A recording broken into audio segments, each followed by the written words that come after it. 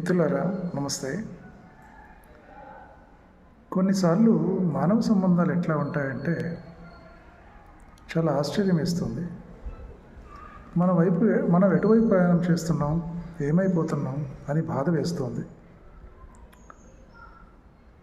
ఇవాళ జరిగిన ఒక ఇన్సిడెంట్ గురించి మీకు చెప్తాను. దీంట్లో నా గొప్పతనం అని కానీ నేను ఎప్పుడూ అనుకోను.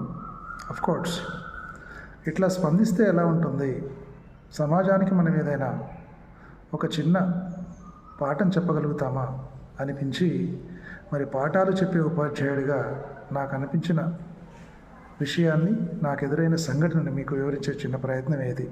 మీ సమయం ఎక్కువ వృధా చేయను. ఇవాళ ఆర్టీసీ బస్సులో ప్రయాణం చేస్తున్నప్పుడు నేను డ్రైవర్ దగ్గర నిలబడి ఉన్నాను. బస్సు బాగా క్రిక్కిరిసి ఉంది. కాసేపట్లో బస్సు వెనకాల కలకలం బయలుదేరింది. పెద్ద గొడవగా ఉంది వెనకాల. ఈ విషయం వెంటనే ఒకసారి మెడసాచి వెనక వైపు చూస్తే అక్కడ ఎవరో స్త్రీమూర్తి, పాపం ముసలావిడ, ఆవిడ సీట్లోంచి లెగమంటూ కండక్టర్ గట్టిగా అరవటం, మీరు లేచి ఇక్కడి నుంచి దిగిపోమ్మా అని చెప్పేసి అనటం. అయితే మరి మిగతా ప్రయాణికులు కూడా, అంటే కొంతమంది టీచర్లు, మహిళా టీచర్లు ఉన్నారు, మేల్ టీచర్లు ఉన్నారు, ఇంకా కొంతమంది రకరకాల ప్రయాణికులు సీట్లలో ఉన్నారు, కొంతమంది నిలబడి ఉన్నారు. ఆ స్త్రీమూర్తిని దిగమని గోల చేస్తూ ఉన్నారు. అసలు ఏం జరిగింది, ఎందుకు అలా చేస్తున్నారు? నేనేమో డ్రైవర్ దగ్గర ఉన్నాను. ఈ లోపల ఏమైంది, ఆమెను ఎట్లాగైతే సీట్లోంచి లేపారు, ఆమె ముందుకు వస్తూ ఉంది దిగిపోవటానికి. కానీ తన వాదన తను వినిపిస్తోంది. విషయం ఏంటంటే, తను చూపించిన ఆధార్ కార్డు సరిగ్గా లేదని, అది జిరాక్స్ కాపీగా ఉందని, అది చెల్లదని, ఒరిజినల్ ఆధార్ కార్డు చూపిస్తేనే నేను అలౌ చేస్తానని కండక్టర్ అంటున్నట్టుగా. మిగతా వాళ్ళందరూ పాపం ఆ ముసలి ఆవిడ ఏం చేస్తుంది అంటే, నేను హైదరాబాద్ నుంచి ఇక్కడ దాకా ప్రయాణం చేస్తున్నాను, అదే కార్డు చూపించినాను నేను, మీరు ఇట్లా అర్ధాంతరంగా నన్ను దిగిపోమంటే నేను ఎక్కడ దిగిపోవాలి? అక్కడ హాస్పిటల్లో నా బిడ్డ ప్రసూతి అయ్యి ఉంది, మరి మనవరాల్ని చూడటం కోసం నేను వెళ్తున్నాను, ఆమె ఆరోగ్యం కూడా బాగాలేదు, నేను సరాసరి అచ్చంపేట టికెట్ తీసుకున్నాను, మీరు ఇప్పుడు ఉన్న బలంగా నన్ను దిగిపోమంటే నేను ఎట్లా దిగిపోతాను? నేను ఏమైంది, ఇది ఆధార్ కార్డు మంచిదే కదా, ఎప్పటి నుంచో నేను ప్రయాణం చేస్తున్నానే కదా, మీరు ఎందుకు ఇట్లా అబ్జెక్షన్ చెప్తున్నారు అని తన వర్షన్ వినిపిస్తోంది. ఈ లోపల కండక్టర్ గారి ఆదేశానుసారం మరి డ్రైవర్ గారు బస్సు పక్కన ఆపి ఇంకా గొడవ పెద్దదవుతూ ఉంది. ఈ లోపల బస్సులో ఉన్న వాళ్ళందరూ, ఆడ మగ అందరూ కూడా, నువ్వు అర్జెంటుగా దిగిపోమసలమ్మా, లేకపోతే మర్యాదగా ఉండదు, మీ వల్ల మాకు డ్యూటీకి లేట్ అయిపోతుంది, ఇక్కడ ఏందమ్మా నువ్వు అర్థం కాదు, నీ ఆధార్ కార్డు చెల్లదమ్మా, దిగిపో, ఆధార్ కార్డు డూప్లికేట్ అంటే అది, ఎందుకు నువ్వు దిగిపోమంటే ఏంది, అల్లరి చేస్తున్నావు ఏంది అని చెప్పేసి వీళ్ళందరూ విరుచుకుపడ్డారు. పాపం దాదాపు ఆ ముసలావిడ కన్నీటి పర్యంతమైపోయి, నేను దిగనంటే దిగను, నేను ఎక్కడికి దిగాలి, మధ్యలో నన్ను దిగితే ఎట్లా, నేను ఎందుకు దిగిపోతాను, నేను హైదరాబాద్ నుంచి ఈ కార్డు చూపించి వస్తున్నాను అని ఆవిడ ఒకటే అరుస్తూ ఉంది. ఈ లోపల అరుచుకుంటూ నేను నిలబడ్డ స్థానంలోకి తను వచ్చింది. సరే, ఈ కార్డు ఎంతవరకు జెన్యునా కాదా అని నేను కూడా ఒకసారి చేతుల్లోకి తీసుకుని కార్డును పరిశీలించాను. చూస్తే అది మరి బాగానే ఉంది, అది మరి జిరాక్స్ లామినేషన్ చేయించిరా ఏదనేది నాకు కూడా తెలియలేదు. ఈ లోపల అందరూ ఆమె మీద విరుచుకుపడుతూ ఉంటే కనీసం ఒక సాటి మహిళని చూడకుండా కూడా, విచిత్రం ఏంటంటే మరి బస్సులో ఉన్నటువంటి మిగతా మహిళలు కూడా, దిగిపోమంటే నీకు అర్థం కాదా చెప్తుంటే, ఏందమ్మా తలకాయ తింటున్నావు ఇక్కడ, ఓ దిగిపో, నీ వల్ల మా టైం అంతా వృధా అవుతుంది, మా టైం వేస్ట్ అవుతుంది ఇక్కడ, దిగిపో అని వీళ్ళు. నా పక్కనే ఆ కండక్టర్ సీట్లో ఒక పోస్ట్గా ఉన్నటువంటి ఒక స్త్రీ కూడా కూర్చుంది. తను మరి ఉద్యోగస్తురాలు ఏమో, తను కూడా విరుచుకుపడుతుంది.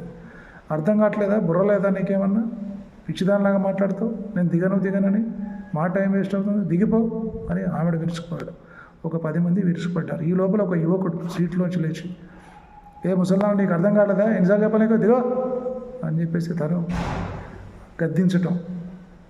నేను ఎట్లా దిగాలయ్యా, మీరే చూడండి అయ్యా, నేను హైదరాబాద్ నుంచి వస్తున్నానయ్యా అని చెప్పేసి ఆ ముసలావిడ దాదాపు కన్నీటి పర్యంతమై ఏడుస్తున్నటువంటి సందర్భం. ఈ లోపల నేను కండక్టర్ గారు ఏదో ఒకటి, పాపం ఆ ముసలావిడ ఇబ్బంది పడుతుంది కదా, మధ్యలో ఎటు కాకుండా దించితే, అంటే బస్ స్టాప్ దగ్గర దిగమనండి సార్, అక్కడైనా దిగితే అక్కడి నుంచి వెళ్ళిపోతుంది కదా వేరే బస్సులో అని అంటారు. మరి వేరే బస్సులో వాళ్ళు కూడా ఎక్కించుకోలేకపోతే పరిస్థితి ఏమిటి? మరి నిజంగా ఆధార్ కార్డు జెన్యునా కాదా అనేది మనం ఎట్లా తెలుస్తాం? కండక్టర్ గారు ఒకసారి మళ్ళీ పరిశీలించండి అన్నారు. ఆయన మళ్ళీ పరిశీలించి, లేదు సార్ అది duplicate sir, xerox copy sir నేను అలౌ చేయను సార్, నా ఉద్యోగం పోద్ది సార్ అని చెప్పేసి ఆయన బాధ ఆయన వ్యక్తం చేస్తున్నాడు. ఇట్లా ఘర్షణ వాతావరణం. ఆ ముసలావిడ దాదాపు ఏడ్చినంత చేస్తుంది, నేను దిగనంటుంది, మీరు ఇట్లాగా నన్ను బలవంతం చేస్తే నేను బస్ కింద కూడా పడిపోతా అని చెప్పేసి ఆ ముసలావిడ గట్టిగానే మాట్లాడుతుంది. ఏం చేయాలో అర్థం కాని పరిస్థితి. ఇదంతా నా కళ్ళ ముందు జరుగుతుంది, నేను అక్కడే నిలబడ్డాను. ఇక లాస్ట్కి ఇదంతా చూసి విసిగిపోయి, కండక్టర్ గారు ఏదైనా మార్గం ఉందా ఆ ముసలావాడిని క్షేమంగా మనం మరి దించడానికి కానీ లేకపోతే కంటిన్యూ చేయడానికి కానీ అని ఇంకోసారి అడిగాను. వారేమన్నారు, లేదు సార్ నా ఉద్యోగం పోదు సార్, ఎందుకు సార్ నాకు దిగిపోమని సార్, ఆమె దిగాలి సార్, దిగాల్సిందే సార్, మళ్ళీ ఆపి బస్సు పక్కాలి. ఈ లోపల బస్సులో వాళ్ళు ఇంకా గట్టిగా అరుస్తున్నారు ఆ ముసలివాడి మీద. చెప్తే అర్థం కాదా, తలకాయ లేదా, అది ఇది. ఇది వాతావరణం అండి. ఈవెన్ మహిళలు కూడా విరుచుపడుతున్నారు ఆ ముసలాడు. ఆ ముసలావిడ పరిస్థితి చూస్తే నాకు చాలా జాలి అనిపించింది. ఒకరొకరు సంఖకు బ్యాగులు వేసుకున్నారు, మరి నేను కూడా బ్యాగ్ వేసుకొని అక్కడ నిలబడ్డాను డ్రైవర్ క్యాబిన్ దగ్గర. సీట్లు లేవు కాబట్టి మిగతా బస్సులో వాళ్ళందరూ చోద్యం చూస్తున్నారు. ఎక్కువ మంది ఆ ముసలావిడిని తిట్టడం మాత్రమే కనబడుతోంది నాకు. పాపం మరి ఏం చేయాలో అర్థం కాని పరిస్థితి. అప్పుడు నాకు ఏమిటి వ్యవస్థ ఇట్లా ఉంది అనిపించి నేను ఒకటే అన్నాను, కండక్టర్ గారు, అమ్మ నువ్వు ఎక్కడికి వెళ్ళాలి అన్నాను. అచ్చంపేట సార్ అన్న. కండక్టర్ గారు అచ్చంపేట టికెట్ ఎంత అన్నాడు. 90 రూపాయలు అవుతుంది సార్ అన్నాడు. కండక్టర్ గారు, నేను డబ్బులు ఇస్తాను, ఆ ముసలివాడికి అచ్చంపేట వరకు టికెట్ ఇవ్వండి. అమ్మ అచ్చంపేట వరకు నువ్వు చేరుకున్న తర్వాత మీ వాళ్ళని కలుసుకో, నువ్వు ఎక్కడికి వెళ్ళాలనుకుంటున్నావు అక్కడికి వెళ్ళు. తర్వాత నీ కార్డు కూడా, మరి ఇంతమంది అబ్జెక్షన్ చెప్తున్నారు కాబట్టి ప్రయాణంలో, మరి ఇట్లా కండక్టర్లు ఎవరు కూడా నా కార్డు చెల్లదంటున్నారు, ఇది ఏంది అని చెప్పేసి మీ వాళ్ళకి చెప్పి, నిజంగా అది జెన్యూన్ కాకపోతే జెన్యూన్గా నువ్వు, మరి తను అంటుంది ఇంటి దగ్గర నాకు ఉన్నాయి సార్, 2 కార్డులు ఉన్నాయి, పెద్ద కార్డు కూడా ఉంది సార్, ఇది లామినేషన్ చేయించినాం సార్ అని కూడా చెప్తుంది. సరే మీ వాళ్ళతో ఒకసారి చెప్పి అది ఒరిజినల్ కదా చెక్ చేయించుకొని ఇంకోటి మళ్ళీ నువ్వు లామినేషన్ చేయించుకో అమ్మ, ఎందుకంటే తర్వాత ఎప్పుడైనా మళ్ళీ నీకు ఇట్లాంటి అనుభవాలు ఎదురవుతాయి అంటే, అయ్యా నీకు దండం పెడతాయా, కాళ్ళు మొక్కుతాయా, నువ్వు నాకు సాయం చేసినావు, అయినా నాకు చెల్తుందా అయ్యా, కార్డు చెల్తుందయ్యా, ఎవరు కూడా అబ్జెక్షన్ చెప్పలేదయ్యా, ఈయనే చెప్తున్నాడయ్యా, ఈయనే వద్దంటున్నాయా, సరే ఏదో జరిగిపోయిందమ్మా, నువ్వు క్షేమంగా వెళ్ళని అక్కడ ఎదురుగా ఉన్న సీట్ చూపించాను, ఆ సీట్లోకి వెళ్ళి దాన్ని కూర్చోమన్నాను, ఇంకా వాదన వద్దన్నాను. ఈ లోపల ముందు సీట్లో ఉన్న ఇంకొక యువకుడు ఇంకా తిడుతూనే ఉన్నాడు, అది కంటిన్యూ అవుతుంది. ఎందుకయ్యా పొద్దాక అంటారు, అయిపోయింది, సమస్య సాల్వ్ అయింది కదా, ఇక్కడ ఎవరో ఒకరు సాల్వ్ అయింది, నేను టికెట్ తీసుకున్నాను, ఆవిడకి పెద్దవాడికి టికెట్ ఇచ్చాను, అమ్మ నువ్వు కూడా ఊరుకో తల్లి, ఇంకా వద్దు, క్షేమంగా వెళ్ళిపో నువ్వు అని చెప్పేసి ఆవిడ టికెట్ తీసుకున్న తర్వాత ఇప్పటిదాకా బస్సులో గొంతులు ఎత్తి గట్టిగా అరిచిన వాళ్ళందరూ కూడా స్టన్ అయిపోయారు. They were all stunned and shocked అనమాట. అంటే నేను చేసిన ఈ చర్యను చూసి. అఫ్కోర్స్ నేనేం పెద్దగా డబ్బులు ఉన్నోడిని కాదు, రిచ్ పర్సన్ కాదు. ఆ టైంకు నా జేబులో అవతలి వ్యక్తి యొక్క సమస్యను సాల్వ్ చేసే అంత చిన్న అమౌంట్ 100 రూపాయలు ఉంది కాబట్టి దాంట్లో 90 రూపాయలు తన ఖర్చు పెట్టి తనకు క్షేమంగా పంపించి ఏర్పాటు చేశాను. ఇటు కండక్టర్ కూడా సాటిస్ఫై అయ్యాను, టికెట్ తీసుకున్నాను కాబట్టి. తర్వాత ఆ ముసలావిడ వెళ్ళి వేరే సీట్లో కూర్చుండిపోయాను. ఈ తర్వాత ఫినిషింగ్ టచ్, అప్పటిదాకా ఈ గొడవంతా చూస్తూ ఉన్నటువంటి నాకు తెలిసిన ఒకరిద్దరు టీచర్లు కూడా, సార్ మీరు చాలా గొప్ప పని చేశారు సార్, ఇవాళ మేమందరం చూస్తున్నాను ఆ ముసలమ్మను దిగమని అంటున్నాం తప్ప ఆ ముసలమ్మ పరిస్థితి ఏమిటి ఇక్కడ దించితే మధ్యలో, తన దగ్గర డబ్బులు ఉన్నాయా లేదా, తను ఎటుపోతుంది అని మేము ఆలోచించలేకపోయాం. మీరు మాత్రం మీ జేబులోంచి తనకు ఒక టికెట్ తీసుకుని క్షేమంగా తను వెళ్ళేలాగా చేశారు. మన సమయం కూడా వృధా కాకుండా అయిపోయింది. అంటే ఎంతసేపు వీళ్ళు ఆర్గ్యూ చేస్తున్నారు, ఈ ఆర్గ్యూ చేయడంలో సమయం గడిచిపోతుంది.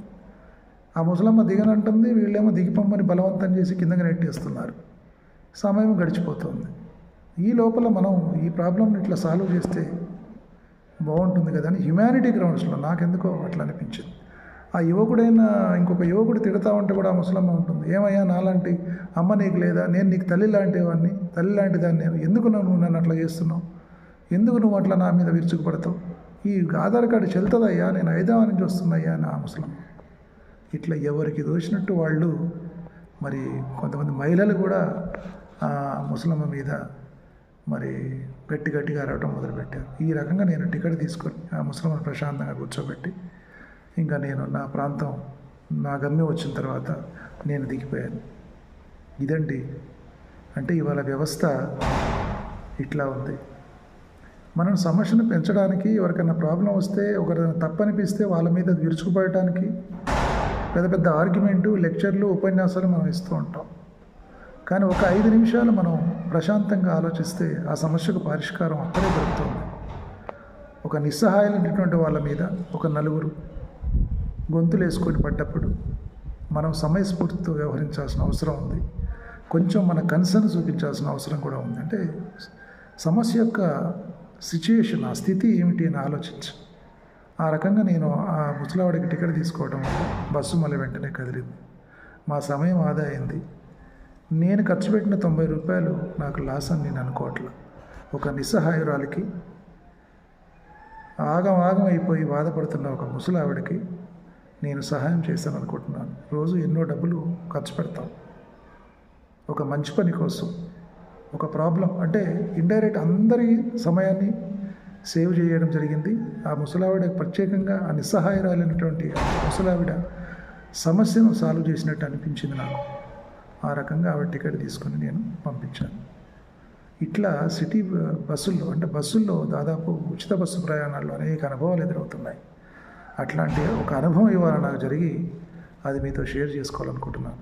అంటే ఈ సమాజంలో మనుషుల పట్ల మన కన్సర్న్ ఏమైపోతుంది, మనం మనిషిని ఎట్లా చూస్తున్నాం, తోటి మనిషిని ఎట్లా చూస్తున్నాం, ఎట్లా స్పందించాలి, ఎట్లా సమస్యల్లో ఉన్న వాళ్ళను మనం ఆదుకోవాలి, ఆ హ్యుమానిటీ అనేది మనకు ఉండాలి అని చెప్పేసి ఒక హ్యూమనిస్ట్గా అది నా అభిప్రాయం. అందుకే ఈ సంఘటన నా యూట్యూబ్ మిత్రులైనటువంటి మీ అందరితో పంచుకున్నాను. మరి దీని మీద మీ అందరి ప్రతిస్పందనను, అభిప్రాయాన్ని తెలియజేయండి. ఎవరైనా సమస్యల్లో ఉంటే నిస్సహాయులు, పేదలు, వృద్ధులు, వాళ్ళకు మనం తోచినంతలో మన సహాయం మనం చేయాలి. అప్పుడే ఈ సమాజం ఇంకా ముందుకు నడుస్తుంది, అభివృద్ధి పదములకు వెళ్తుంది. మనిషి ప్రేమించాలంటే మనమంతా మనుషులం కదా, ఆ విషయం గుర్తుపెట్టుకోవాలి. అది నా ఆలోచన. This is my very thought, the real incident just now I have explain to you all. Please watch my video and respond to me. Thank you very much. Thank you one and all. Me Chittaluri.